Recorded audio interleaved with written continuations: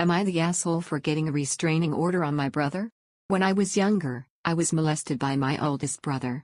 He was sent away to live in another state, and then a couple months later my mother moved us with because she didn't want to be away from him for too long. She told me that it was my fault and that I had wanted it, but I was only 5 at the time. While we were in the other state, my brother started on drugs. Which, in the end, led him to hanging around the wrong people, and it eventually led him into getting into gangs where he repeatedly got in trouble legally for either stealing cars, guns, drugs, having shootouts. Eventually led to my mom getting killed by the said gangs he was involved with. That happened back in 2018. My second brother and myself were ended up being tossed around and not really having a stable place to live. My boyfriend at the time and I ended up getting pregnant.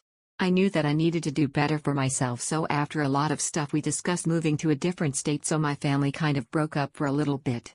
My dad went working with his boss on the road, my second brother ended up going and living with a friend in a different state and my significant other, and I ended up moving in with some of his family in a different state, whereas my oldest brother ended up back in jail. Well, I'm doing a lot better for myself now and my 2 children. We have our own place and we just recently got a brand new car. My eldest brother ended up back in jail a couple of more times after my mother's death, and this last time he was getting out and he was finally gonna be off of probation, so I was going to go down to pick him up to drop him off at a stable place for him to live. He then tried making more plans to do a shady business idea and I was not following, so I did not respond to him on the messaging app that they have for inmates. He proceeded to say, "One day you're going to get fucked by me." I told him to go fuck himself. I then got a restraining order on him because I did not know if he could make quite literally or threatening to kill me, because he is known to make threats like that. I do not want my kids around him and he has never met my kids in person because of the type of lifestyle he lives.